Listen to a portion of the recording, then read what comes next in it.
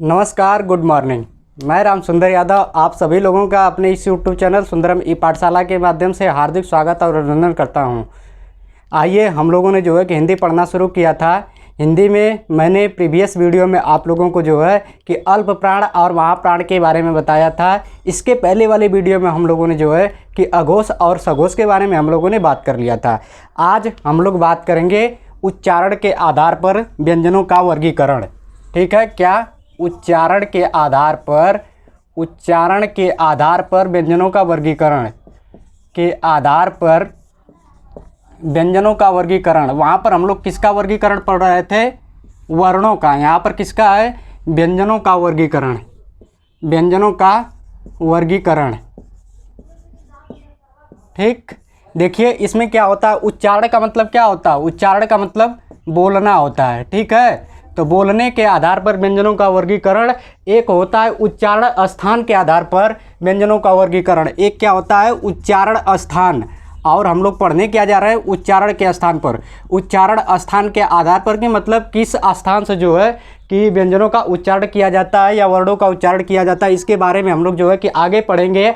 आज केवल हम लोग पढ़ेंगे उच्चारण के आधार पर व्यंजनों का वर्गीकरण। तो इसमें जो है कि आप लोग कन्फ्यूजन में मत होइएगा। उच्चारण और उच्चारण स्थान दो क्या होते हैं? अलग अलग चीज़ें होती हैं। तो यहाँ पर जो है कि हम लोग उच्चारण के आधार पर व्यंजनों का वर्गीकरण पढ़ने जा रहे हैं। तो ए कुल कितने प्रकार का होता है? ए कुल 8 प्रकार से इसका जो है कि किया जाता है। ठीक है, इसका वर्गीकरण कुल 8 प्रकार से किया जाता है। तो इसको आप लोग जो है कि नोट कर लीजिए। उच्चारण के आधार पर व्यंजनों का वर्गीकरण। मैंने आप लोगों को बताया उच्चारण और उच्चारण स्थान अलग अलग चीज़ें हैं। इसके बाद हम लोग नेक्स्ट वीडियो में जो है कि बात करेंगे उच्चारण स्थान के आधार पर वर्णों का वर्गीकरण। आज हम लोग बात करेंगे व्यंजनों के वर्गीकरण के बारे में। उच्चारण स्थान के आधार पर व्यंजनों का वर्गीकरण, इसे हम मिटा रहे हैं। उम्मीद है कि आप लोगों ने जो है कि नोट कर लिया होगा। आइए, कुल मैंने बताया कि उच्चारण के आधार पर व्यंजनों का वर्गीकरण कुल कितने प्रकार से किया जाता है? कुल 8 प्रकार से किया जाता है। व्यंजन मैंने आप लोगों को बताया कि कुल व्यंजन वर्णों की अगर संख्या की बात किया जाए तो 39 होते हैं, लेकिन व्यंजनों की अगर संख्या की बात किया जाए तो व्यंजन कितने होते हैं? 33 होते हैं। और कुल व्यंजन वर्ण कितने होते हैं? 39 होते हैं। ठीक है, आइए उन्हीं का हम लोग जो है कि उन्हीं को बांटेंगे। आइए देखते हैं किस आधार पर बांटते हैं। सबसे पहले मैंने आप लोगों को बताया था स्पर्शी व्यंजन। कौन सा? स्पर्शी व्यंजन। ठीक है, इसी को हम लोग क्या बोलते हैं? वर्गीय व्यंजन बोलते हैं। हमारे बांटने का आधार व्यंजनों को पहला स्पर्शी है, दूसरा संघर्षी व्यंजन, नंबर 3 स्पर्श संघर्षी। नंबर 3 क्या हो जाएगा? स्पर्श संघर्षी। ठीक है, नंबर 4 हो जाएगा आपका नासिक्य व्यंजन। नंबर 5 आपका आ जाएगा नासिक्य के बाद संघर्षहीन व्यंजन। ठीक है, नंबर 5। नंबर 6 पर हम लोग बात करेंगे प्रकंपित व्यंजन के बारे में। नंबर 7 हो जाएगा हमारा प्रकंपित के बाद पार्श्विक व्यंजन और पार्श्विक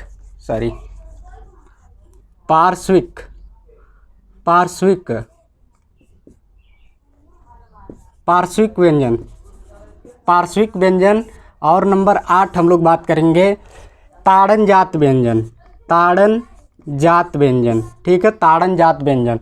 तो आप लोगों ने देखा कि व्यंजनों के बांटने का आधार कौन कौन सा है? स्पर्शी व्यंजन है पहला, दूसरा संघर्षी व्यंजन, तीसरा स्पर्श संघर्षी, चौथा नासिक्य, पांचवा संघर्षहीन, छठवां प्रकंपित, सातवां पार्श्विक और आठवां जो है ताड़नजात। स्पर्शी व्यंजनों की अगर बात किया जाए तो मैंने आप लोगों को बताया था स्पर्शीय व्यंजनों की संख्या कुल कितनी होती है? 25 होती है। लेकिन यहाँ पर हम लोग बात किसकी कर रहे हैं? मूल स्पर्शीय व्यंजनों का जो है कि बंटवारा हम लोग कर रहे हैं। जैसे आप लोग देखते होंगे कि एक परिवार में अगर 2 भाई रहते हैं तो जब तक वो संयुक्त परिवार में रहते हैं तो वो दोनों जब एक में रहते हैं तो क्या होता है, एक परिवार का हिस्सा होते हैं। लेकिन जब वो अलग होते हैं तो उनके बच्चे क्या हो जाते हैं, अलग हो जाते हैं, और दूसरा भाई जो रहता है उसके भी बच्चे अलग हो जाते हैं। तो इसी आधार पर जो है कि हम लोग इसका भी जो है कि वर्गीकरण करेंगे। जैसे स्पर्शी व्यंजन में कौन कौन सा आ जाएगा, क वर्ग, क के बाद ट वर्ग, ठीक, ट के बाद त वर्ग, त वर्ग के बाद प वर्ग, ठीक है। कौन कौन सा आ गया, क वर्ग, च वर्ग मैंने इसमें नहीं लिखा है, क्यों, च वर्ग आगे बता रहे हैं क्यों नहीं लिखा है, ठीक है। क वर्ग, उसके बाद ट वर्ग, ट वर्ग के बाद त वर्ग, त वर्ग के बाद प वर्ग। इनकी कुल संख्या कितनी होती है, इनकी कुल संख्या कितनी होती है, 16 होती है। इनकी संख्या कुल कितनी है, 16 होती है। इन्हीं को जो है कि मूल स्पर्शी व्यंजन भी बोलते हैं। इनको क्या कहते हैं, मूल स्पर्शी व्यंजन बोलते हैं। देखिए इसमें क्या है कि एक क्या होता है, प्रत्येक वर्ग का, यहाँ पर नोट कर लीजिए, प्रत्येक वर्ग का ठीक है, प्रारंभ का, प्रत्येक वर्ग का प्रारंभ से चार व्यंजन, चार व्यंजन क्या होते हैं, चार व्यंजन आपके क्या होते हैं, स्पर्शी व्यंजन होते हैं, चार व्यंजन, ठीक है। जैसे क वर्ग का क, ख, ग और घ, ट वर्ग का ट, ठ, ड, ढ, और त वर्ग का त, थ, द, और प वर्ग का प, फ, ब, भ, ठीक है। चार इसका लेंगे तो कुल अगर एक इतनी वर्गों की संख्या कितनी है, वर्गों की कुल संख्या कितनी है, 4 है, और प्रत्येक से जो है कि चार व्यंजनों को लिया जा रहा है, तो कितने हो जाएंगे, 4 चौके 16 व्यंजन हो जाएंगे। और संघर्षी व्यंजन मैंने आपको बताया था कि संघर्षी व्यंजन कौन कौन से होते हैं, स और क्या, हाँ, एक क्या हो गए आपके संघर्षी व्यंजन हो गए। तो इनकी संख्या कुल कितनी हो गई, संघर्षी व्यंजनों की संख्या कुल कितनी हो गई, 4 हो गई। इसको क्यों स्पर्शी व्यंजन बोला जाता है, क्योंकि जब हम मुख से वर्णों का उच्चारण करते हैं तो जीभ हमारी मुख के आंतरिक भाग में कहीं न कहीं स्पर्श जरूर करती है, इसीलिए इसको हम लोग स्पर्शी बोलते हैं। और इसको संघर्षी क्यों बोला जाता है, जब हम मुख से वर्णों का उच्चारण करते हैं तो जीभ हमारी मुख के किसी न किसी अवयव के पास तो पहुंचती है लेकिन स्पर्श नहीं करती है, और हमारी प्राणवायु क्या होती है, अधिक संघर्ष के साथ जो है कि निकलती है। इनकी संख्या कुल कितनी हो गई, 4 हो गई। अब स्पर्श संघर्षी व्यंजन और संघर्षी व्यंजन में काफ़ी कन्फ्यूजन रहता है। हमेशा क्वेश्चन में जो है कि कभी कभी पूछ देता है कि स्पर्श संघर्षी व्यंजन कौन से हैं। तो च वर्ग के प्रथम 4 अक्षर क्या होते हैं, स्पर्श संघर्षी व्यंजन होते हैं। स्पर्श और संघर्षी व्यंजन दोनों को मिला करके स्पर्श संघर्षी व्यंजन बनाया गया है। इसमें च वर्ग आता है। ये चीज़ आप लोग जो है कि बहुत माइनर चीज़ है, काफ़ी ज़्यादा इसमें गलती होती है, ये चीज़ याद रखिएगा। संघर्षी व्यंजन स्पर्श संघर्षी व्यंजन में च वर्ग का प्रथम 4 वर्ण, ठीक है। स्पर्श संघर्षी व्यंजनों की संख्या कुल 4 होती है, च, छ, ज, झ। इसमें इया नहीं होता है, ठीक है। ऑप्शन में अगर आपको 2 ऑप्शन कभी कभी देखते हैं रख देता है, जिसमें एक ऑप्शन में च, छ, ज, झ रखेगा और एक ऑप्शन में च, छ, ज, झ इया को भी रख देता है। तो इसमें याद रखिएगा सिर्फ कितने होते हैं, शुरुआती के 4 च वर्ग के स्पर्श संघर्षी होते हैं। इनका उच्चारण जो है स्पर्श और संघर्ष के साथ होता है, इसलिए इसको वो जो है कि स्पर्श संघर्षी बोला जाता है। अब नासिक के व्यंजन में मैंने आप लोगों को बताया कि प्रत्येक वर्ग का 5वां अक्षर क्या होता है, नासिक के व्यंजन होता है, ठीक है। इसकी कुल संख्या कितनी हो जाएगी, नासिक के व्यंजन की 5 हो जाएगी। और प्रत्येक वर्ग का कौन सा पंचमाक्षर जो होता है वो नासिक के व्यंजन होता है। जैसे अंग, ई, ड, न और क्या, म, ये क्या हो गया हमारा नासिक के व्यंजन हो गया। और संघर्षहीन व्यंजन जो है कि मैंने आप लोगों को बताया था कि संघर्षहीन व्यंजन अंत अस्त व्यंजन का पहला और 5वां, जैसे अंत अस्त व्यंजन क्या होता है, य, र, ल और वह होता है ना, इसमें पहला और ए जो है कि अंतिम य और वह ये क्या होते हैं, संघर्षहीन होते हैं, ठीक है। ये क्या होते हैं, संघर्षहीन होते हैं। तो संघर्षहीन व्यंजनों की संख्या कुल कितनी हो गई, 2 हो गई। कौन कौन से, य और वह। इसको हम लोग क्या बोलते हैं, अर्धस्वर भी बोला जाता है। अर्धस्वर, क्यों इसको अर्धस्वर बोलते हैं, जब हम इनका मुख से उच्चारण करते हैं तो जीभ हमारी उसमें क्रियाशील नहीं होती है और इनको बोलने के लिए काफ़ी कम मात्रा में जो है कि हवा बाहर निकलती है, इसलिए इसको क्या बोला जाता है, संघर्षहीन। बिना संघर्ष की सहायता से इसको बोला जाता है। प्रकंपित या लुंठित, इसी को क्या बोलते हैं, लुंठित भी बोलते हैं। इसकी संख्या कुल कितनी होती है, एक होती है। कौन सी, र। इसी को हम लोग क्या बोलते हैं, लुंठित भी बोलते हैं। क्यों इसको लुंठित बोला जाता है, जब हम मुख से र का उच्चारण करते हैं तो देखेंगे जीभ हमारी क्या होती है, लगता है कि लिपट रही है, ठीक है, आपस में लिपट रही है, इसलिए इसको जो है कि लुंठित बोला जाता है। और पार्श्विक व्यंजन किसको बोला जाता है, पार्श्विक व्यंजनों की संख्या एक होती है। ल को क्या बोला जाता है, पार्श्विक व्यंजन बोला जाता है, ठीक है। क्यों इसको पार्श्विक व्यंजन बोला जाता है, ये जो है पार्श्विक, पार्श्व शब्द से मिलकर के बना है, पार्श्व से। इसका मूल शब्द क्या होता है, पार्श्व। पार्श्व का मतलब क्या होता है, बगल होता है, ठीक है, बगल।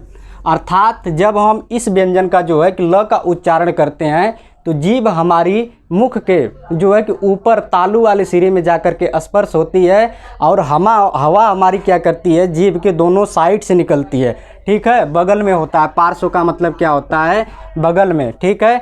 तो वही हमने आपको बताया कि जीभ हमारी क्या होती है, बगल से। जीभ में जो है कि जब जीभ हमारी लिपटाती है तो उसमें क्या होता है कि बगल से हवा निकलती है, इसलिए इसको क्या बोला जाता है, पार्श्विक व्यंजन बोला जाता है। इसके बाद ताड़न जात। ताड़न जात की संख्या कुल कितनी होती है, दो होती है। इसमें अढ और अढ, ठीक है, ड और ढ इसको नहीं बोला जाता है। जब इसके नीचे हम लोग जो है कि दो बिंदी लगा देते हैं तो क्या होता है, ये अढ और अढ हो जाता है, ठीक है। इनका उच्चारण किससे करते हैं, इनका आर से होता है और इसका क्या होता है, आर से इस इंग्लिश में जो है कि इसका उच्चारण किया जाता है, अढ और अढ। तो यहाँ से अब आप देखिए कि 16 जो है मूल पार्श्विक, किसी को क्या बोला जाता है, मूल स्पर्शी व्यंजनों की संख्या अगर बात किया जाए कुल कितनी होती है, 16 होती है। कौन कौन से, क वर्ग के प्रथम 4, ट वर्ग के प्रथम 4, त वर्ग के प्रथम 4, प वर्ग के प्रथम 4, ठीक है। उसके बाद आपका जो है संघर्षी व्यंजन कितने होते हैं, 4 होते हैं। कौन कौन से, स सकार, तीनों स सकार और ह हकार जो है कि संघर्षी होते हैं। स्पर्श संघर्षी, इस पर आप लोग विशेष ध्यान रखिएगा। स्पर्श संघर्षी कौन होता है, च वर्ग के प्रथम 4 व्यंजन क्या होते हैं, स्पर्श संघर्षी होते हैं। नासिक्य व्यंजन, प्रत्येक वर्ग का 5वां व्यंजन क्या होता है, नासिक्य व्यंजन होता है। नासिक्य व्यंजनों का हम जब उच्चारण करते हैं तो हवा हमारे मुख के साथ साथ क्या होती है, नाक से भी बाहर निकलती है, इसलिए इसको क्या बोला जाता है, नासिक्य व्यंजन बोला जाता है।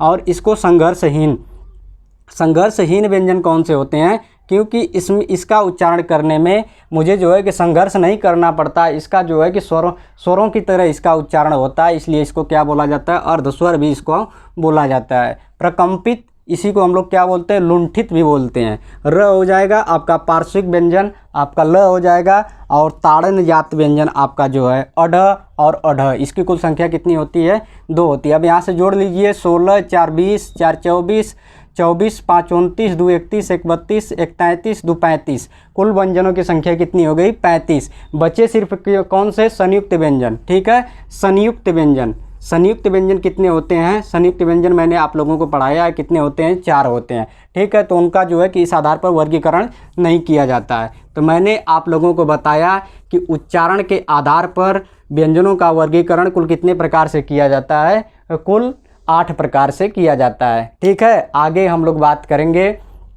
उच्चारण स्थान के आधार पर जो है व्यंजनों का वर्गीकरण।